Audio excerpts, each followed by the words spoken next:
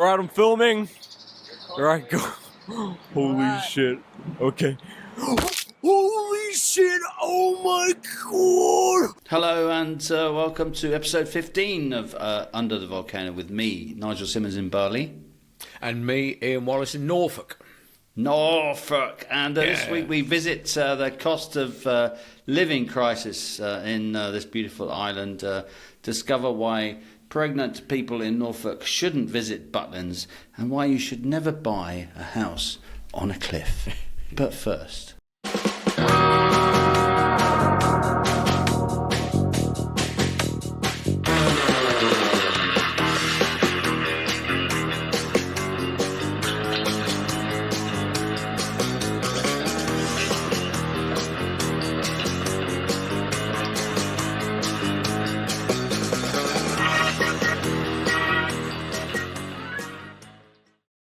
We got a bit of feedback this week, so that's nice. Oh, yes, yeah. Thank you for your comments on our YouTube channel, and please do subscribe to our weekly podcast. And we do attempt to get it out onto other social media platforms as well. You know, we're not so good at that because we're all busy. Well, at least I am, and Ian's technically unable. But we're on apparently on Instagram and Facebook and occasionally on TikTok. But the feedback from this week, thank you so much again for tuning in. We got from Mr. Paul 1981. He says, I think it should be, the podcast should be renamed Under the Tsunami of Slurry. Which of course you could have a point to Ian's sort of last week's situation. And Scott, as ever, one of our wonderful regular followers, has says that two of you don't half talk some shit. Well, he's got a point. He does have a point. But, you know, note to self, I mean, note to Scott even, that, just we do what it says on the label. Do you know what I mean? Exactly. Yeah, we're two blokes from Norfolk. But now, a word from our sponsor. Yes, we are renaming Bali Little Russia after the flood of Russians and their money continues to pour into Bali post-COVID, forcing up house prices, sending the price of illicit substances downwards, and pushing the price of parking up from 10 pence to a whopping 15 pence at most convenience stores. So there's that. But it turns out that Comrade Putin, if we can still call him a comrade, I'm not sure we can, is in fact right in his assessment of Ukrainians, he says, because they continue to prove in Bali that they are indeed just a bunch of fucking drug addicts. And for this, we're going to go to our correspondent on our regular news source, the Sanor Weekly. This week from the Sanor Weekly. It remains just it's the gift oracle that keeps on the gift that keeps on giving, you know. And there's a couple of great stories this week pertaining to the Ukrainians, who of course are also escaping the war. As much as the Russians are here, you know, they are. Why bother getting bundled into the back of a van? Or getting bombed when you can, if you've got any money, you can actually just come to Bali and invest in land. Do you know what I mean? So there was a couple of stories here that I wanted to point out. The first one actually isn't in this week's Sanor Weekly, but it will be in next week's, I'm sure. It's a classic. It's an absolute classic. It's about a pair of Ukrainian twins. And police have uncovered a clandestine drug lab in a villa in Canggu, of course, where else, used for producing mephedrone and hydroponic marijuana. Right. The lab was raided by the narcotics cops, and they uncovered what can only describe as a sort of a scene from The Gentleman, or, you know. Right, okay, So they've moved into this villa, these twins, and they've created an underground lab, you know, in their villa, hidden, very well hidden under a hatch, with I guess with another hatch underneath that, as you would, and then beneath that though they've installed full-on hydroponic lab for growing for growing weed. Now, we know that drugs are legal. Of course, these kind of drugs are legal in Thailand. I mean, you can buy weed, at the coffee shop now in Thailand, anywhere you go. But in Bali, it remains a big no-no. You can't do it, man. You don't come here for that. No. So these guys obviously didn't get that memo, and they've built... They built a hydroponic marijuana garden on the second floor of their house, and then they also built a production factory for methamphetamine, which of course we know as ice, and ecstasy on the ground floor. According to the Jawa Post Radar Bali and the Drug Investigation Directorate of the Indonesian National Police Headquarters, they say that these Ukrainian twins, Volodymyr Nikita and Volodymyr Ivan, I wonder why they would have the same name, Volodymyr. Twins, surely you'd be like, at least give them different names. But people, when they have twins, they dress them the same, don't they? So, they give them the same fucking name. Yeah, they're obviously on the same pills as well. So they've created, a sort of a smoking, full-on facility in their Canggu villa, which is extraordinary. Wow. Now, what gets me is that they're twins, and police apprehended 3 people at the scene of the crime. One of the twins they apprehended, but the other twin managed to get away. So it just kind of gets me that isn't going to work for you, is it, if you're a twin? No. Because they've got one, they're identical, I guess, and then so the cops at least know what he looks like, the other one, but he's still on the run. So run rabbit run. He's but they've got his picture because they've got his brother, and and in other Ukrainian drug news in Bali, there's a DJ that's been busted. It's Putin. That's what he says. Rapists and drug dealers and stuff. It's like Trump and his Mexicans. Yeah. I mean, who are we to deny the facts of that are in the Sun Weekly? So this guy, 28-year-old Ukrainian man, reportedly works as a DJ in Seminyak. Obviously wasn't that popular because Seminyak is not really Canggu these days. No. So he's been arrested after police found 200 grams of cocaine in his possession during a search of his rented villa in Canggu. So at least he was living in Canggu. Oh, right. So, yeah. But he was playing DJing in a club in Seminyak, and it's unknown how police came across the man and why the villa was searched. This kind of statement in local press or in the Sun Weekly always gets me, because if you're going to build a meth lab, man, or a hydroponic marijuana plant in your villa, in the basement of your villa under a secret door, then you certainly ain't going to be digging it yourself. No. Do you know what I mean? And this is Bali, man. This is Indonesia. I mean, people talk to each other. Exactly. So, hey, Made, can you just come and build a fucking underground basement for us, and just don't tell anybody about it? He's like, what? He's got to call his mates to dig the hole. They've got massive construction going on.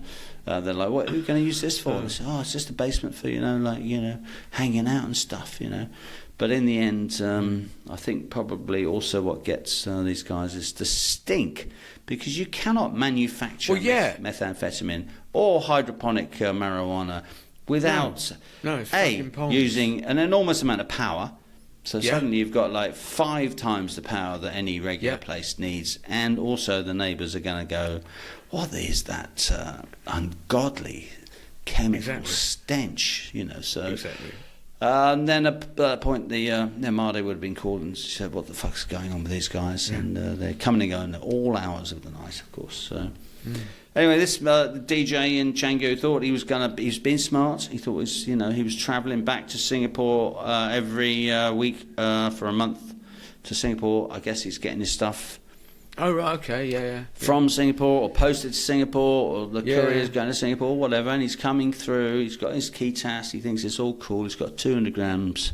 Man, that's enough to get you killed in this town. So. Absolutely, it is, yeah. And we know that they shoot you as they did the Bali 9, you know, they take you to a specific island they take you to after all the appeals have been finished and stuff, after you've spent your time in Corobacan smoking as much ice as you want because it's freely available there. And then they you know, after all the appeals are done, they take you out to the island, and I forget the name of the island, Ian, but it's No, I can't remember. it's out there, and it's specifically there, and then there are posts in the ground, and they handcuff you to the post, and firing squad in a traditional fashion, with I think 6 or 7 of them, Right. 3 of them have got bullets, live rounds, and they just fucking kill you at dawn, you know, on the beach. Well, there was that Just girl who got caught 2 New Years ago.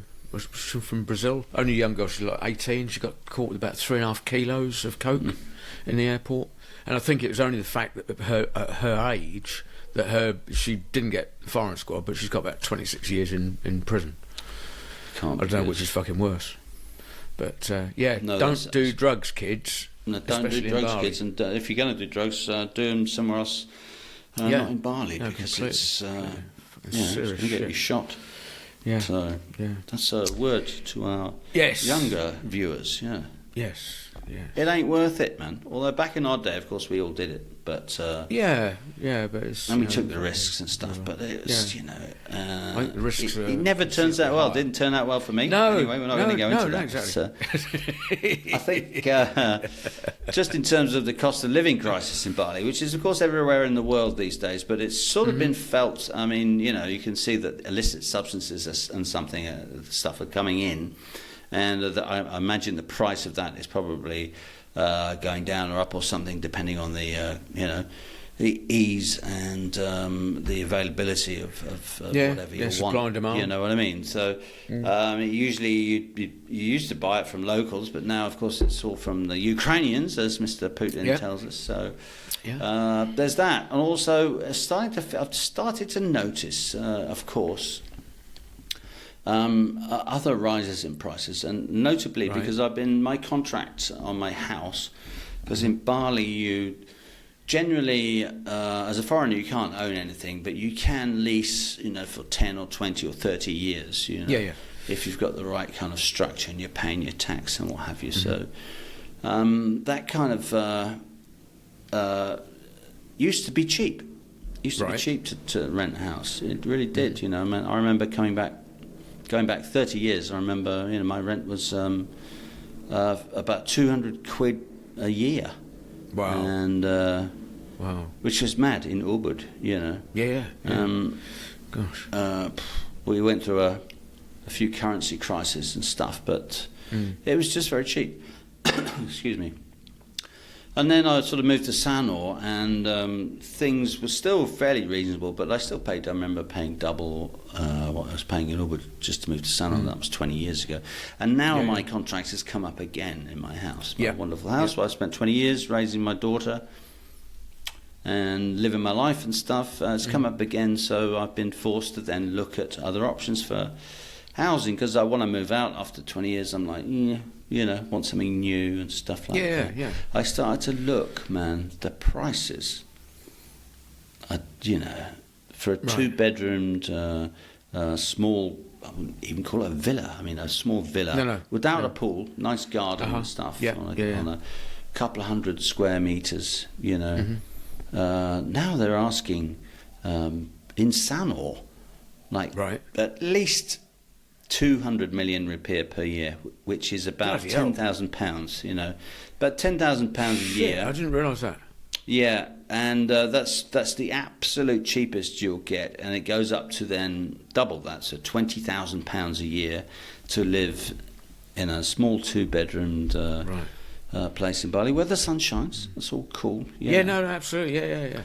But it shocked me that it was that expensive. So, and Canggu, of course, is at least 2 or 3 times that amount. So, looking in Canggu, you know, the minimum you're going to get is 300 million, which is again about 15,000 15 pounds a grand, year. yeah. Absolute minimum. Serious money, and man. up to 3, 4, 5 times that. Yeah, if you yeah, want the Paradise Villa. So I started to look around. I started to think, well, I'm not flush enough to just hand over that kind of money to a local landlord, because I'm not a tourist. I've been here for a long time. So I started to look around, and I found I started to get creative, and I found an old school. Right. In Sanor, the old Sanor International School, which had been left abandoned, if you like, after the school had moved across the street and built a new, beautiful new school. So I found this place, and I thought, well, that looks cool. Great deal. Took it 10 years, and I've been in the process of renovating that with my beautiful family. Nice one. Here's a picture of what it was like when I first looked at it. And incredibly, after 2 months only, this is what it looks like right now. So it's been an extraordinary trip. Cost of living crisis again. I just got mates or family in England, and they've been through renovations and stuff, and they've asked me how much the builders, for instance, are getting paid, because in England, I'm assured that if you want somebody with a trade to work all day on your project, you're looking at about 90 quid. And the rest. And the rest, right? I've got a mate who's a bricklayer, £200 a day. Fuck. Yeah. So these guys, and that's not top rate. That's yeah. So I reckon if your mates are getting them for 90 quid, fucking keep. Well, they're not getting it for 90 quid. I mean, I would imagine that. Right. I've got a fantastic builder who's got a great crew. Yeah. I would imagine the average salary for one of these Javanese or Balinese guys, and I'm talking about roofers, plumbers, general workmen, electricians, handymen, and all the rest of it, I would imagine would be closer to like £90 a month. Exactly. Maybe double that, maybe up to for a specialist kind of electrician, maybe double that. So you're talking about £180 a month, Yep. And man, this guy, wonderful Javanese bloke, brought like 20, just a crew of 20, and they've just been at it for I know, for 2 months. Grafters, it's extraordinary. really Grafters is not the word, man. I've discovered also the secret to their grafting, because everywhere you go on the site at the moment, there are these purple packets. Right. And I'll see if I can find a picture of one of them here. We can put in. There it is, I hope. Okay. They're these purple packets, and they just at them all day long. And I've had a look at the label, and I'm like, what the fuck is this? So, and sure enough, it's like per packet, it's like 10 milligrams of caffeine. It's just straight caffeine. So all they do is start work at 7 a.m. Drink a few of those. They make big bottles of it. They put them all into like one big bottle, and they share it around. Right. They're all speeding their tits. I've never off. seen it. Yeah, no, me neither. I'd never seen it before either. It's extraordinary, and it's always the same brand, So it's not so it's obviously the right one. There's nothing else in it. It says vitamin C or whatever, but it's actually just 10 or 20 milligrams of pure caffeine, Excellent. So they're at it, and then they stop for like an hour for lunch, they eat, and then they just sort of conk out and sleep and whatever, and then they're just back at it, Yeah. It's extraordinary, and we've got a basketball court because it was an old school. There's a basketball court in the on the site, and it's literally like it's got to be 3 feet. 2 to 3 feet of concrete with rebar in it as a basketball court. So they've had to, get through that in order to, because I want to plant a garden. So they've got we started out buying a sort of a hammer, like Kango, No, not even. We started out with a smaller one, and then they were like, and I tried, and it was like, that ain't going to work. So then they came with a Kango. And even with the Kango, it's a lot of work, man. It's like a serious amount of digging and then cutting through the rebar. Also, the basketball court's extraordinary. So I've been doing that. And then just one more thing. Excellent. So I got a mate, John Pettigrew, John the gardener. God bless him. He's got a massive landscaping company. Taught me everything I know about gardens and plants and stuff in Bali. I invited him along to have a look, and he's like, you need a bobcat, man. Yeah, I was going to say a bobcat with a pecker on it. Yeah. Exactly, yeah. Bobcat with a pecker. He said, or just get a JCB. It's done in a day and dig it all up. But I can't afford it, because you hire them, and you don't just hire the bobcat or the JCB. You have to hire the lorry it comes on. Yeah, no, exactly. Plus the police escort. To get it through the traffic. Yeah. And get it on and off the truck, So I was like, nah. So what I've got them to do is just dig several large holes, and with a kanga, and then lots of small holes for the drainage. I'm just gonna bung soil on there and plant some grass. So that's been my kind of. Yeah, that's been my kind of week. Good project. £90 a month, man. You just I know. We believe you in England. I know. It's mad. Anyway, what's been going on in Norfolk? Well, now you see here we have a competitor to the Sanor Weekly. We've got the EDP, right? This week from this EDP, yes. Okay. And it's a bit of a slow. I mean, I think it sort of reflects Norfolk really. But the first one is a guy who bought a farmhouse at Trimmingham on the coast, on top of a cliff that has been... Is that Norfolk coast? Or? Yeah, sort of, just up from Yarmouth. And so this coastline has been eroding for donkey's years. I mean, it really has, and it's been accelerating for quite a few years. So 5 years ago, this guy decided to buy this fucking great farmhouse, and he paid £132,000 for it. Which is, I imagine, that sounds pretty cheap, for a farmhouse. Well, it is, but it's way. So this week, the home of the aptly named Cliff Farm in Trimmingham was demolished because it was deemed so dangerous. It was falling off the cliff, so they had to demolish it. And this guy, who were they? He couldn't bear to even be there.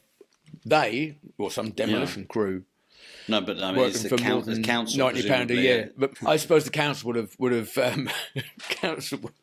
have commented or dictated what happened to it. Yeah, because that's a big thing. A big difference between Bali and Norfolk. Let's say is that there's a parish council, and then there's a district council, and then there's a county council. So that they'd all get involved. There's all these fucking rules, right? So so they've ordered that even though he owns it, and even though he bought it and it was a stupid thing to do, on the cliff edge, I wonder how that would go down in America, for instance. Like, I don't know. Council telling you that you have to demolish your house because it's a hazard. Yeah. To who I don't know. The seagulls maybe. Well, so some hapless soul walking his dog along the beach. I mean, and end up with a chimney on top of him, I suppose. But the point is, the council telling you, and I think this is central to what's going on in the world in terms of populist kind of politics and movement. Is that people don't want to be told what to do anymore. No, that's true. That's true. And I just imagine that if it was in America on a hill. And some kind of federal person turned up and said, "Here's your notice. We're going to knock your house down."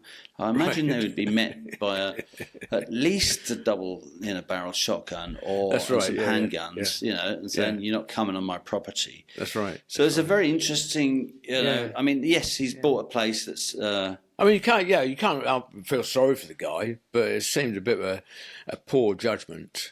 Those cliffs have been eroding for 30, 40 years, probably more than that. But certainly, he got it cheap. Knowledge. And he thought he just put a bit of rebar in there, a bit of steel in there. That's a bargain. Yeah, I'll shore it up. be shore it up. It'd be fine, you know. Yeah. But I think it started to fall off the cliff, right? So. Yeah. No, I mean it's well, I've got the pictures here. So let's have a look at the picture. There it is. There it is. What's his name? Is he named? It doesn't say. No. He probably doesn't want to be named. Yeah. Right. Yeah. But doesn't want to be named. And then the other story, which was okay, come.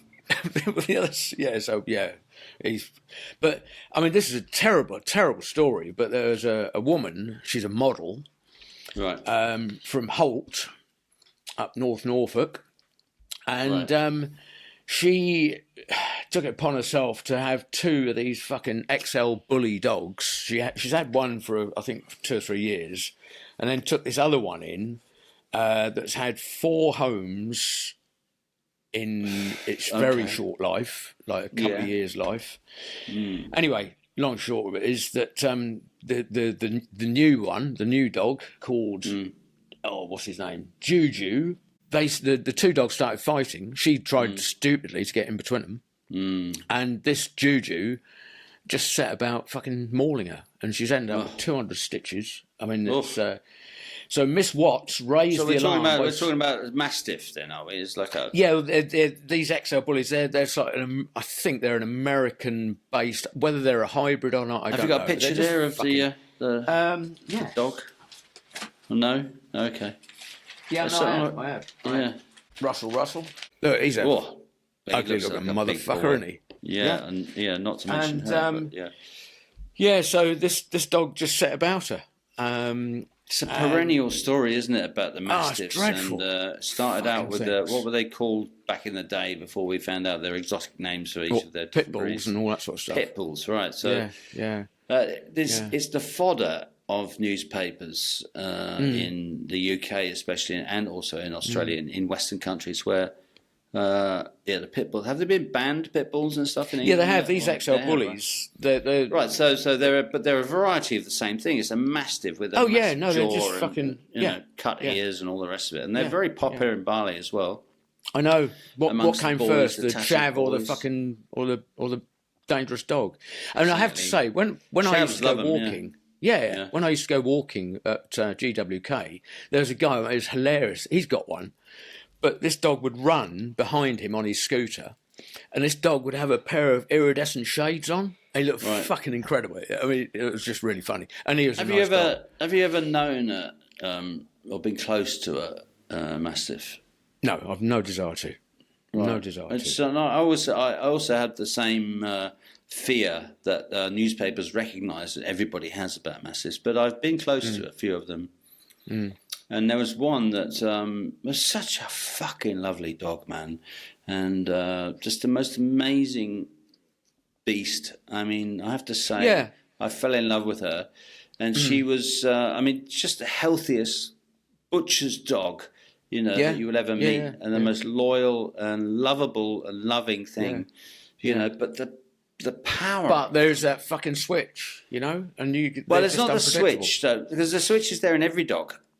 But it's the fact that they are so powerful that when that switch does get turned on, and I have a couple of Bali dogs, and they're pretty small in comparison. But when something goes wrong, or the sequence of their feeding time goes wrong, they'll go at each other, and there's blood involved and all the rest of it. And I've been caught in the middle. I've stopped trying to separate them, but things can go wrong when you've got. Dogs, and especially when people are looking after them, or they're new, or they're rescue dogs, or whatever. Yeah, so if you don't get that right, the shit's gonna go down. So the thing about the bully or the mastiff or anything is that they are, when it goes wrong, man. They don't fuck around, I think reading it, she's lucky to get away with her life. I mean, she ended up. So this went on for half an hour. I mean, you shouldn't laugh. Jesus. So she was right. So I was trapped on the floor, and at one point, Juju had hold of my left breast and was playing tug of war with it. Jesus. And then when he was on top of me, I could literally feel my veneers, on her teeth, clashing against his teeth, and the only thing that stopped him from getting my face was my arm and his mouth. My God. I mean, fuck me. But the thing that makes me smile, all this has gone. It's like, Yeah. this lasted for half an hour, but during that half an hour, she was on a fucking group chat with all her friends. What? Yeah, honestly. Bizarre. No, I Yeah, mean, there's the two things going on. So there's a bully thing, and it's a great story for newspapers and stuff, and getting her by the left tit, that can't have been pleasant, but I can imagine it playing. No. Because it's, it's always good to get a nice, juicy tit in your gob if you're a mastiff. Yes. Get hold of some meat, That's right. So that would have destroyed that poor thing. And Yeah. then there's the That was whole fucking narcissist dreadful. thing going on with her on the WhatsApp, so... Yeah, so she was on it's there. funny She had a in group one phone way. call for the entire duration. It's bizarre in one just- way that mastiffs, Yeah. people that own mastiffs, are generally certain type of narcissists or people who, because they believe these dogs as some sort of protection or also as some sort of threat to other people. So Yeah. you walk down the street with a mastiff, you're like the original Charles Dickens bloke. Got to pick a pocket or two, boy. Right. And then you think it's going to protect you, Yeah. but the thing about the dog is, That can fucking turn on you especially as those soon as dogs, is anyone else. once that switch flicks, Yeah. they don't care. And then No. after the 30 minutes of it mauling you, it will stop and just sit down there and wait for dinner. Yeah. Yeah, well, this That's got a bizarre destroyed. So I did look at her Facebook profile because she's a model, and she's got 2 followers. Well, I suspect one of those followers has now been put down because that's probably her 2 fucking dogs. Jesus. But yeah, That's a terrible shocker. story. I mean, we're sort of making light of it, but she'll have dreadful injuries from that. No, but there's plenty going on there in terms of the way media covers these things, and also Oh, completely. I mean, it's got narcissists a full attracted to page of mastiffs, the EDP. so- yeah, front page, I think. Yeah. Yeah. Behind a firewall. Yeah. What else you got in the EDP? And the this other week for thing us? was a wonderful story about why you should think about where you're going to go on holiday if you're pregnant. Okay.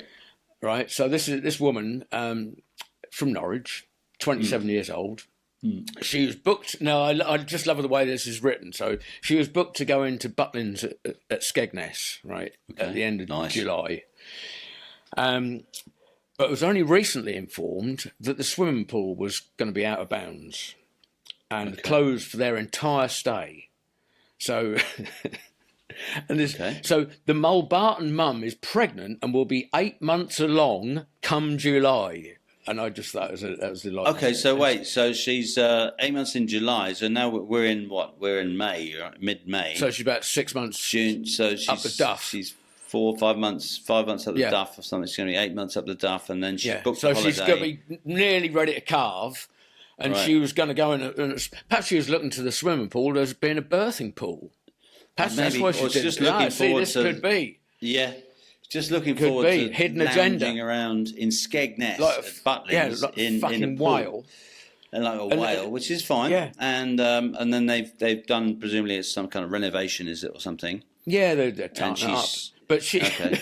And it's going She to be also- closed. So she's up in arms, is she? she's up in arms. And Have she they says- used that that's- phrase "up in arms" in No, the story? no, but I they think should it'll have. be some Yeah. worse. But she said that's going to be 30 degrees centigrade. No, Ah, it's not. she's It's a fucking- weather it's fucking, forecaster as well. It's fucking July in Skegness, so she's worried about. Since learning of the pool's closure, Katie has tried to have her booking changed or refunded, which Butlins has refused, stating that other water activities will still be free to use. So that's what she wanted the swimming pool as a birthing pool. Right. That's my take on this. I see. You banged And, to rights, Katie. She's asking for a refund, is she? She wants to go to Yeah. some other they can't. Butlins. She's going That's right. I'm amazed With a- Butlins is still alive. Still With an around, Olympic slides. I thought Butlins Olympic died size with pool. Woolworths. I thought it was just a thing of the past. But no. I was amazed that the Wimpy Bar celebrated its No. 70th birthday. No. Yes, 70 years Still old going? this week. Yeah, That's apparently so. that's actually sensational news. I used to love a good Wimpy bar when I was Yeah, about Toppers and 15. Stevens. Yeah. They used to do a That's good right. Coke float, as I remember. Did they? Yeah, good Coke float. So you'd have a Is that a euphemism? Coca-Cola. No, it's not. So they have a Coca-Cola, tall glass, Right. with a scoop of ice cream in the top. Yeah. And at that was 13 the or height of, something, that was at the height of my Saturday morning in yeah, well, that was in exotic in them Dereham, days. at the Wimpy Bar. Yes, And there was in Dereham and Wimpy, wasn't there? Yeah. there was, and I don't remember the burgers being bad either. I mean, I don't think the burgers they have moved on generally. Yeah, well, that was pre-dill, wasn't it? It was pre-dill and lettuce, I think. It's pre-dill and lettuce, but it was a good solid burger. It was a frozen burger fried on the fryer, quick fryer thing, and then and stuck between a couple of buns with some fried chips and some tomato sauce. That was marvellous. Which was on the table then, and a Coke float. Man, I have fond memories of wow. of that in Norfolk. Yeah. Yes. Good Lord. But anyway, well, the old, yes. What else is going on in your world? Well, I'm hoping because obviously with my condition. Yes, I'm hoping this week social services. I'm hoping are going to come round and take me round the village in a bath chair.